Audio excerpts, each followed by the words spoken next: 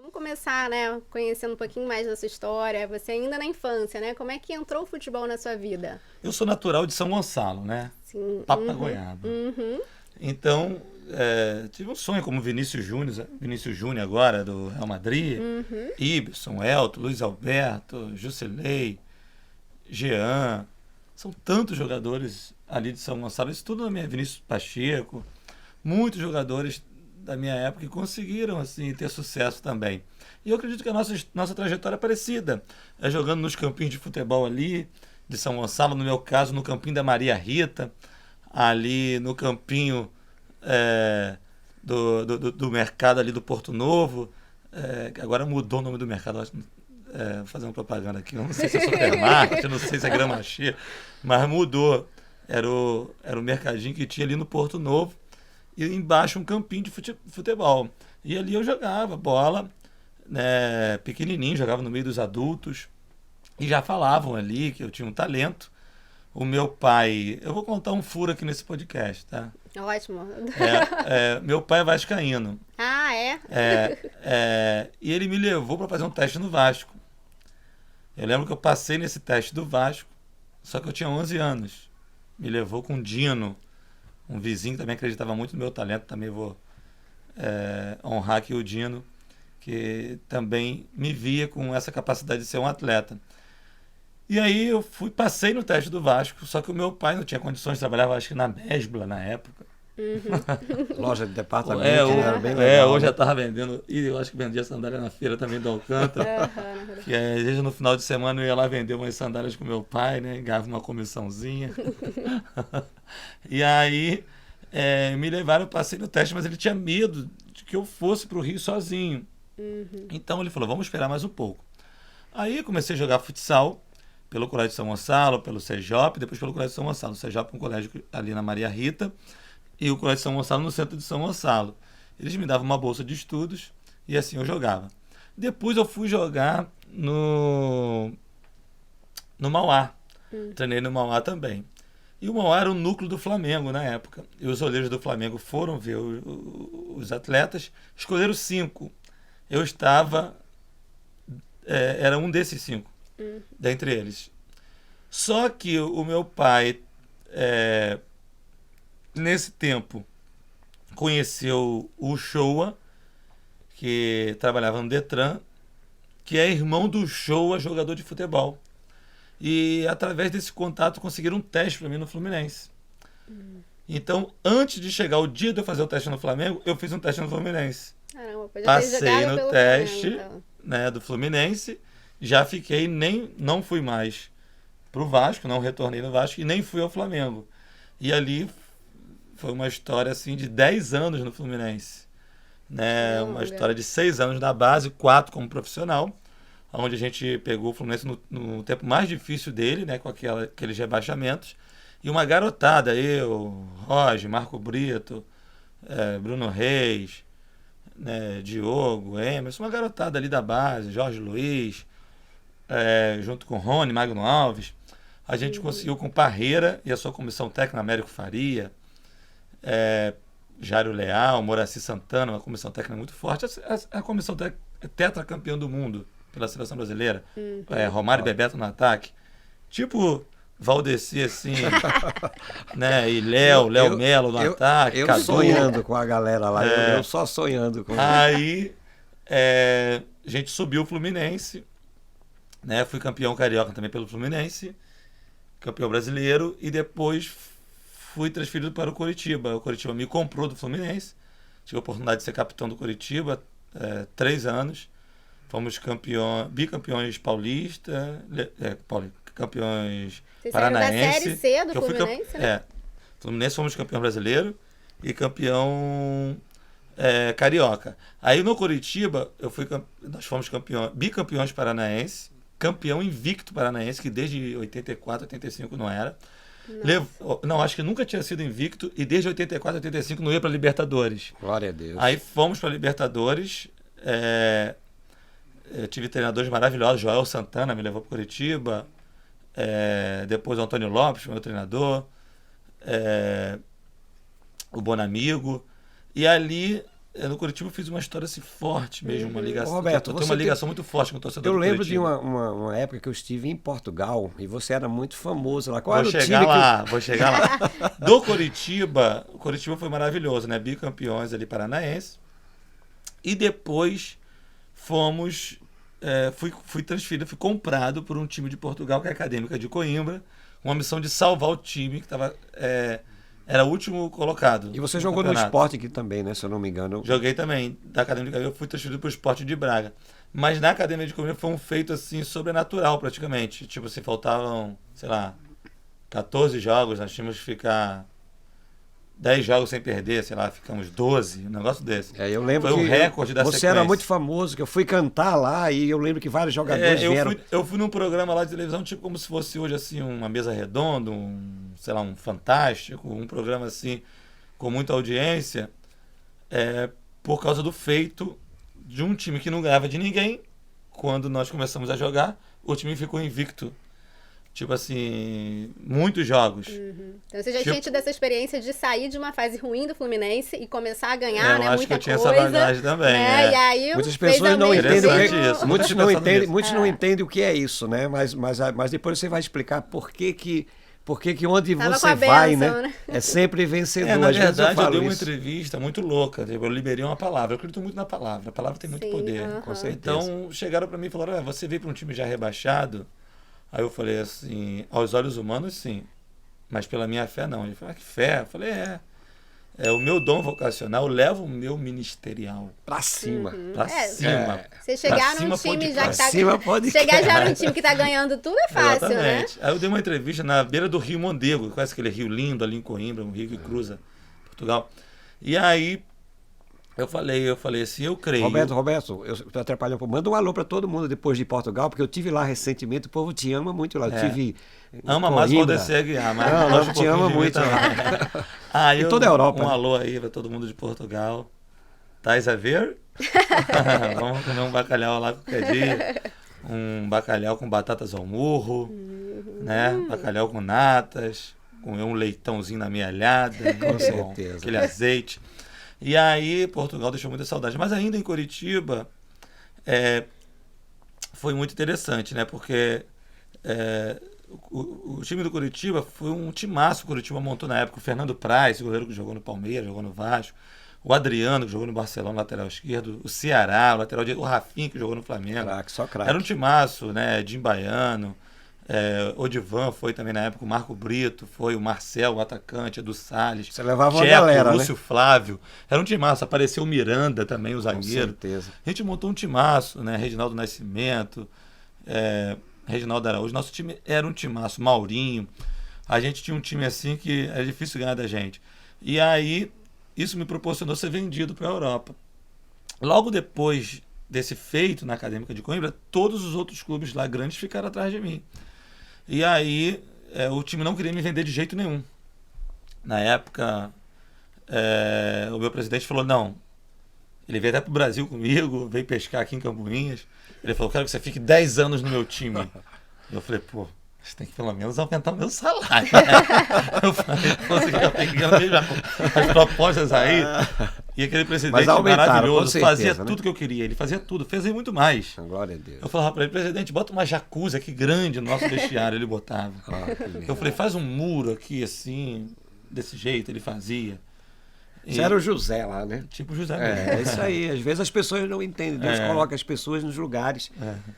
Um dia, ele veio ao Brasil, foi até no show de Cadu na época, meu presidente, né, o meu cunhado, né, Cadu, ele cantava no Imagina Samba, um grupo também famoso, um grupo de pagode.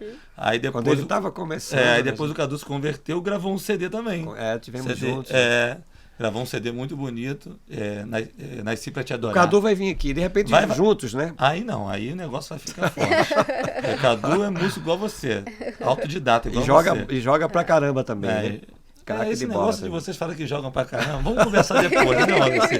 Esse negócio de você falar que ele joga pra caramba também, ele já tá querendo dizer, né? É o que você falou, Priscila, ele se acha. Não, mas fala assim, não, eu quis dizer você. Se eu cantar mal, não tem problema, pelo menos eu já admiti. Agora, se Valdeci errar passe de perto, chutar a bola pra fora, a torcida vai te cobrar, hein? É meio difícil, hein? Eu sei que você joga meio difícil.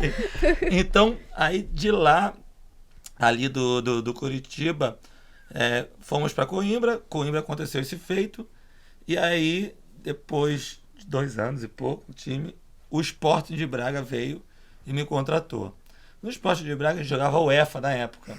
Então foi super interessante, porque lá eu pude jogar contra o Bayern de Munique, por exemplo. Eu assisti jogos seus, inclusive, aqui, porque era Roberto Brum, meu amigo, eu tava ali. Marquei o Zé Roberto, nosso irmão também, homem de Deus, né? O Zé Roberto Seleção, Palmeiras. Com certeza. Grêmio. Então o Zé Roberto tem uma coisa interessante, uma história interessante com o Zé Roberto, que Bayern de Munique, Braga, Sporting de Braga e Bayern de Munique, né? Lá em Portugal, o jogo em Braga. E o time dele é muito bom, aquele Ribéry, aquele bonitão. Eu assisti esse jogo, torcendo muito por vocês. Aí ele... Meu irmão, o cara jogava muito, esse tal de Ribéry. Um grandão também da Itália. Eu sou mais Roberto Brum e atacante, né? Zé Roberto, hein? Zé Roberto, aquele timaço. E o nosso time, né? Vamos ganhar do Bayern de Munique. Só que a gente fazia uma força pra jogar e os caras nem suavam. E a gente batendo, eu marquei o Zé Roberto, né? Ele é nosso irmão também, e só ouviu o barulho das caneleiras batendo. Tac, tac, tac, caneleira com caneleira. Tac, tac, tac. Aí quando acabou o jogo, um português do meu time, que é auxiliar técnico agora do Abel, do Palmeiras, o Castanheira, falou assim pra mim, Brum, consegue a camisa pra mim do Zé Roberto. Eu sou fã do Zé Roberto. Aí eu falei, tá bom. Só que no jogo, coincidentemente, Priscila, eu marquei. E fui duro no jogo, porque pra parar aquele time só meio que batendo um pouquinho, chegando firme, entendeu? Aí, qual que foi o placar daquele jogo? Foi 1-1. Eu assisti, eu torci muito por mais vocês. fácil o Mar Vermelho abrir de novo do que você empatar com o Bayern de Munique. Aí, o que aconteceu? Eu cheguei muito no Zé Roberto. Quando acabou o jogo, eu cheguei pra ele e falei, oi Zé. Ele olhou pra mim e falou, oi. Falei, Zé, você pode me dar sua camisa? Pra eu dar aqui pro jogador que é seu fã do meu time. Ele olhou pra minha cara, pô, você me bateu, eu devia te dar, agora me pedi camisa. Aí eu falei, não, mas tem um propósito maior, eu tô evangelizando o Castanheira, falando do amor de Deus pra ele. Pô, na hora tirou. Olha aí. Roberto, amor de Deus, hein? Com certeza. Tirou assim na hora, me deu a camisa, eu falei, dei a minha pra ele também. Falei, poxa, muito obrigado, você é muito gentil. Até está registrado esse momento, tem na minha sala, no meu escritório, uma foto que nós fizemos até uma oração no meio do campo, Glória no momento. Deus. E coincidentemente ele foi eleito o melhor em campo pelo Bayern e o melhor pelo Braga. Olha só. E aí a imprensa sempre linda. fica esperando os jogadores que começam a destacar ou fizeram o gol. E aí até o pessoal ficou um pouquinho bravo com a gente, que a gente ficou... Nós nos estendemos um pouco na nossa conversa no campo. Tava toda a imprensa. Eles não entenderam nada, mas a Esperando. bênção estava ali, né? Mas foi muito maravilhoso. Glória a Deus. E então são histórias assim que marcam a nossa vida, que a gente não esquece mais. Do Braga, eu tive o privilégio de jogar no time do melhor jogador do mundo, do rei do futebol, que é o Pelé. E ali, quando eu cheguei no Santos, o Santos também estava num momento difícil, na zona de rebaixamento, o Santos nunca caiu para a segunda divisão. Eu falei, pô, não vai ser agora, né? Muito azar. Pô, eu chegar no Santos e cair, meu irmão. Aí, só que Deus abençoou muito, a gente conseguiu... sair do rebaixamento e ainda levar o time para Sul-Americano, um negócio desse, tipo Libertadores, uma competição internacional. E no ano seguinte, quem apareceu? Robinho da base, Neymar da base, Ganso, e Robinho voltou. Aí nós fizemos aquela seleção que a gente ganhava de 10-0, 8-1. É uma coisa linda. Aí eu pude ser bicampeão paulista, campeão da Copa do Brasil, aquele time foi campeão da Libertadores no ano que eu saí, né? Então marcou muito a minha vida profissional. Quase se abandonou nossas peladas ali, né? Que a gente jogava ali sempre. E essa época no Santos foi muito boa para mim pessoalmente, né? Tipo assim, a mídia, né? O pessoal assim, a imprensa gostava muito de mim, das minhas entrevistas, que eu... Você sempre foi muito carismático, né? Sempre foi muito piada, conhecido. Contando essas histórias. Animador, né? Isso, dos contando aqui. Uhum. Fugir um pouco daquela coisa do jogador, da entrevista. E aí, o que você achou desse jogo? Aí o jogador fala sempre assim, graças a Deus, quero agradecer, Agradecer minha família, né? Mandar um beijo pra minha filha. Foi muito difícil, mas suamos a camisa. Falar, foi muito difícil, suamos a camisa. Eu quero te dizer que eu tenho um sonho, que é um dia jogar na Europa e na seleção brasileira. Então, todo jogador também tem muita entrevista assim quando eu comecei. Só que quando assim, conseguia quebrar um pouco o gelo, era interessante para eles. E eles ficavam me chamando para fazer entrevista. E aí fizeram uma pesquisa comigo que a minha exposição na mídia era maior do que de um jogador de seleção. Fora assim, Ronaldinho, Gaúcho, Kaká, esses caras não. Mas os outros jogadores... E aí, até na época, me propuseram fazer um programa, o pessoal me chamava. Um dia na Band, eu sentei a Renata Fã, apresentei o programa dela. Olha aí, tu tem uma chamada, hein? Eu recebi muitos convites para poder... pensei até em fazer comunicação, como você, né, jornalista. Legal. Mas eu não fui para esse lado, né? Do Santos, eu fui para Chipre, né? Ali perto da Grécia, Turquia. Onde Paulo pregava, né? Perfeito. Onde tá coisa linda. Bíblia, hein? Tá bom de Bíblia, hein? Você tá bom. Por isso você acompanha nos livros. Conhece bem a Bíblia. Atos 13. Verdade. E ali em Chipre, Paulo e Barnabé, né? Foi maravilhosa a minha experiência, porque a ilha foi colonizada pela rainha da Inglaterra e pelos gregos. Então fala-se inglês e grego. E a Bíblia, no Novo Testamento, no original, foi escrito no grego. Então, né, o antigo no hebraico, no aramaico, e o novo no grego. Então eu pude estudar a Bíblia também no original, né, bem mais profundo, que às vezes o português não consegue passar tudo.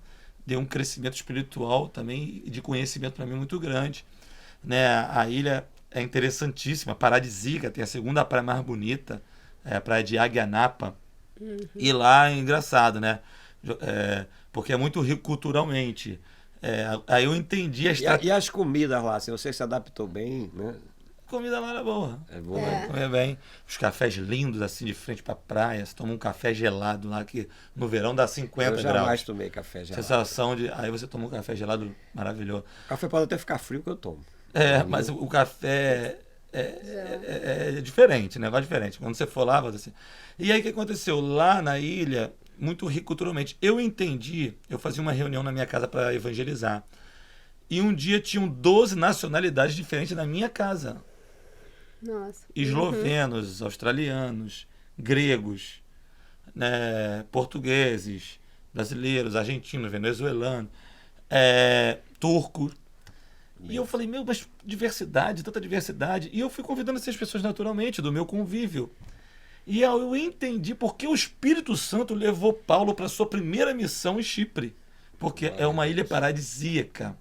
Então é uma parada mais tipo que obrigatória. As pessoas pararem e passarem por ali. Os ingleses, os europeus. O pessoal gosta muito de buscar aquela ilha para poder desfrutar, né, de uma vida de qualidade, um tempo de qualidade. Nessa praia linda, por exemplo, como eu te falei. E aí eu falei, entendi a estratégia. E aí, jogador de futebol, você sabe como que é, né? Muito engraçado. A gente joga bola e você treina ali 1 hora, 2 horas, depois você fica um tempão podendo ter um tempo livre para fazer outras coisas. E agora, ultimamente, os treinadores têm a mania de botar muito na concentração o jogador de futebol. Com certeza. A gente ia pra concentração e ficava lá, um bando de homens sem ter o que fazer. Aí a gente ficava batendo papo. Olha que coisa interessante. Aí a gente estava batendo papo um dia, aí o Semedo, português, chegou e falou assim, na roda, gente, não aguento mais, tomo tanto susto todo dia de manhã. Eu falei, susto com o que? Ele falou, esses gatos, tem muito gato na ilha, a ilha tem muito gato, mas são gatos lindos. E esses gatos vira-lata aqui do Brasil. Que isso? Não, com sarna que você vê na rua, não. É aqueles gatos lindos que você quer levar pra casa. Fala, ai, que gato lindo. E aí, eles ficam na rua. Você abre a lata de lixo, eles pulam em cima de você assim de manhã. Nossa. E o Semedo falou, tô levando susto. Minha mulher bota pra eu botar o lixo. né? A mulher dele Vai botar o lixo todo no dia. gato. E aí o gato, ele falou, não aguento mais, o que eu faço? E é gato na pracinha, gato em cima, gato na minha casa, gato. Por quê? A ilha tinha muitos ratos, né? E a rainha da Inglaterra fez o quê? Pegou os gatos e levou os gatos para a ilha para acabar com os ratos. Que é melhor gato do que rato, né? Claro. Rato daquelas doenças. E encheu de gato. Então os gatos ficaram. E a gente pensou, o que a gente vai fazer? Aí o Sérgio, um atacante também brasileiro, falou assim, Bruno, eu sei. Sem medo, nós vamos pegar os cachorros lá do Brasil, tá cheio de cachorro vira-lata na rua. Vamos botar no navio, trazer pra cá e vai acabar com esse problema dos gatos. Aí eu falei, pô, mas Sergião, aqueles cachorros não são vacinados. Vão morder as crianças aqui. Os cipriotas vão pegar raiva. Não, vai dar errado isso. Ele falou, não, Bru, vamos trazer os cachorros. E era sério isso? Essa a ideia, gente né? conversando, batendo papo. Aí o outro falou assim, não, tinha o que fazer, vamos fazer o seguinte, se der errado o plano do Sergião, a gente vai na África aqui e traz os leões. Porque eles são lindos, são até parecidos com os gatos, já estão mais familiarizados, são gatos grandes. E aí eles vão botar os cachorros para correr, vão comer os cachorros e vai ficar. Aí eu falei, pô, mas legal, né? Eu tô na pracinha lá com a Brenda, com o Robert, com os meus filhos. Daqui a pouco, quando eu olho, o Robert saindo da Brenda na boca de um leão pegando meu filho, comendo meu filho. Eu falei, não, isso não vai dar certo. Aí eu falei assim, então vamos fazer o seguinte, o leão não dando certo, a gente traz os elefantes. Eles são mais imponentes, ali na África mesmo já faz a troca, leva leão, traz elefante. Se der ruim o elefante, porque vai ficar atrapalhando o trânsito, a gente vai chegar atrasado no treino, vamos tomar multa, que eles são lentos, grandes. A gente faz o ciclo de novo. Traz quem? O primeiro da ilha? O rato, porque no desenho animado a gente não viu os ratos, os elefantes correndo dos ratos. E assim a gente ficava tendo papo. Essa é a resenha do futebol. E era aquela conversa que não tinha fim também. Não, né? todo mundo dando risada. Então o futebol, assim, jogador de futebol é muito criativo. E assim nessa brincadeira a gente fala.